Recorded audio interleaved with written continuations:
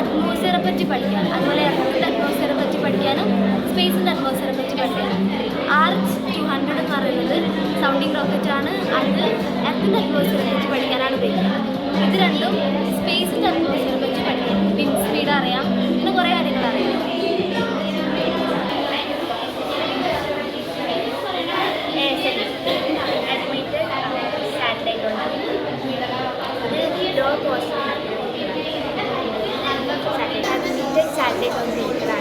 Law കോസ്റ്റിൽ ഉണ്ടാക്കിയ വെഹിക്കിളാണ്. ഇത് SLV ആണ്. ഇത് ലോ കോസ്റ്റിൽ ഉണ്ടാക്കിയ വെഹിക്കിളായിരുന്നു. ഇതിൻ്റെ മാസ് വരുന്നത് 150 കിലോഗ്രാം.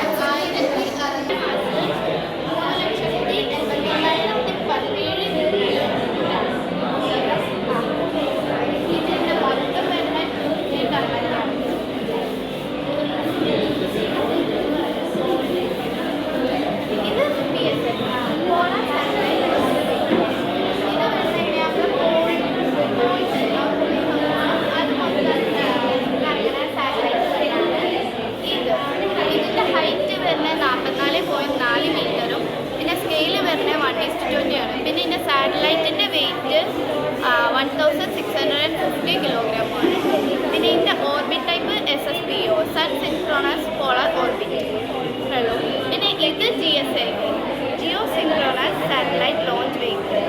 ഇതെന്ന് പറയുന്നത് അവർ ഇന്ത്യൻ്റെ പോണ സാറ്റലൈറ്റ്സ് കൊണ്ടുവരുന്ന റോക്കറ്റ്സ് ആണ്.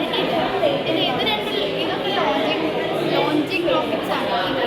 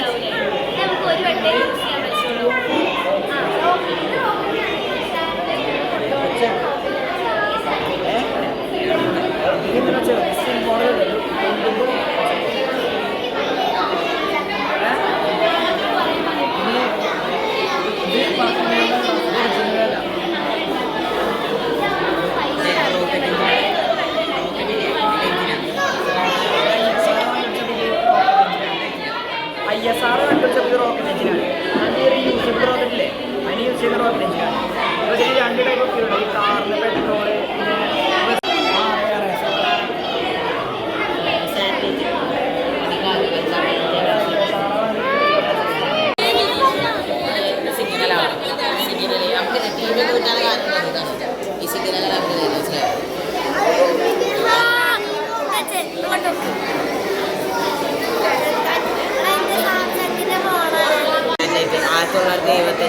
April 19 ചെയ്യുന്നത്. ഇത് നമ്മൾക്ക് ലോഞ്ചിങ് വെഹിക്കിൾസ് ഒന്നുമില്ല, ഈ കാണുന്ന റോക്കറ്റും കാര്യങ്ങളൊന്നുമില്ല. അപ്പോൾ കോസ്മോസ് 3 മീറ്റർ എന്ന് പറഞ്ഞാൽ റഷ്യൻ റോക്കറ്റിനെ കൊണ്ടുവരുന്നത് 6 കൊല്ലം പയക്കേണ്ടത്. ഇതൊക്കെ കാണുന്നത് സിഗ്നലാണ്. ആൻ്റണി അറിയാം നമുക്ക് സിഗ്നൽ. അതിൻ്റെ മെയിൻ ഹെഡാണ്. ഇത് കഴിഞ്ഞിട്ട് സോളർ പാനൽ. ഈ 26 സൈറ്റ്സ് ഉണ്ടാവുക.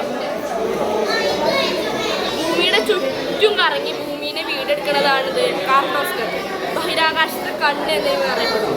650 കിലോഗ്രാമാണ്. ജനുവരി 10, 2007 ഇത് ലോഞ്ച് ചെയ്തത്. PSLV C47 എന്ന റോക്കറ്റിലാണ് ഇത് ലോഞ്ച് ചെയ്തത്. ഇതിൻ്റെ കോട്ടിംഗ് എന്താ അറിയും? ക്യാപ്റ്റൻ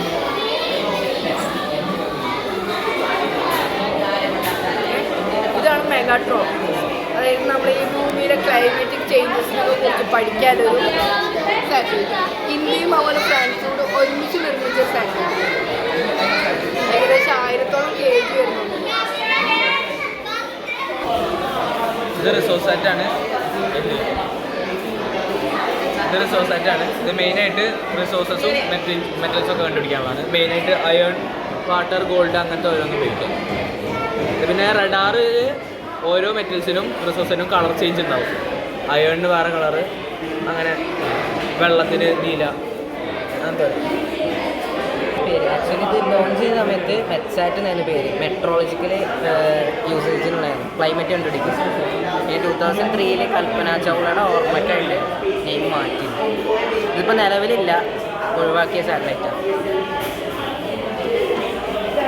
ഈ ഫോൺ കൂടെ വർദ്ധാനം പറയാൻ യൂസ് ചെയ്യുന്ന സാറ്റലൈറ്റ് കാരണം ഇന്ത്യയുടെ പർപ്പസിന് മാത്രമേ യൂസ് ചെയ്യൂ. എല്ലാ ദിവസവും എല്ലാ വർഷവും ഇന്ത്യയുടെ മുകളിൽ നിന്ന് ഓർബിറ്റിൽ ഒപ്പം തിരിയുന്ന ഒരു സാറ്റലൈറ്റ്.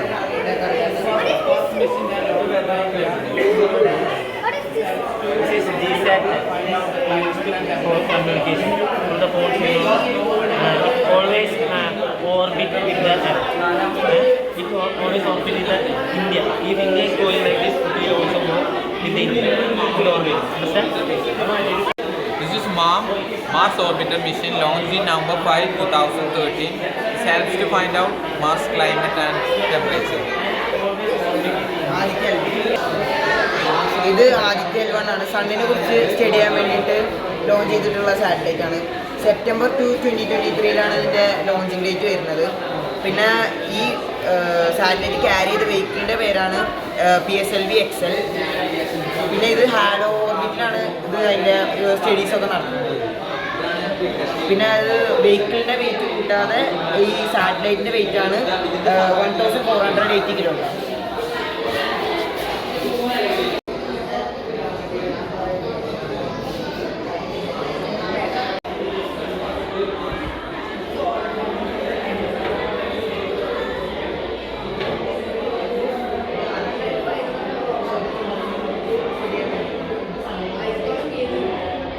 എന്താണ് സംഭവം? ഇതൊരു റിയൽ റോക്കിൻ്റെ ഡെമോ ആണ്, RH-200 രോഹിണി. അപ്പോൾ ഇതെന്ന് പറയുന്നത് 70 കിലോമീറ്ററോളം ട്രാവൽ ചെയ്തിട്ട് അവിടെ നിന്നിട്ട് അറ്റ്മോസ്ഫിയറിനെ പറ്റി പഠിക്കാനും വിൻഡ് സ്പീഡൊക്കെയാണ് അതിനെ പറ്റി പഠിക്കാനും ഇതിൻ്റെ മെയിൻ ഉപയോഗം. അപ്പോൾ ഇത് 1977 ആണ് ആദ്യത്തെ ലോഞ്ച് ചെയ്തിട്ടുള്ളത്. ഇതിപ്പോൾ പബ്ലിക്കിന് വേണമെങ്കിൽ ഓരോ 3ാമത്തെ ബുധനാഴ്ചയും പോയി കാണാം ലോഞ്ചിങ്. അപ്പോൾ ഇത് പറയുന്നത് ഇതിൻ്റെ ഒരു ഡെമോ ആണ്. ഇതിൻ്റെ ഉള്ളിൽ ഇപ്പോൾ ഏറ്റവും അടിയിൽ എഞ്ചിൻ ഉണ്ടാവും, അതിൻ്റെ ഇവിടെ ഫ്യൂൽ ഉണ്ടാവും, ഇവിടെയും ഫ്യൂൽ ആവും, ഏറ്റവും മോഡൽ ഇലക്ട്രോണിക്സ്. അതാണ് എല്ലാ പഠനവും ചെയ്യുക. അപ്പോൾ അത്രയാണ് ഇതിനെ പറ്റി പറയാനുള്ളത്.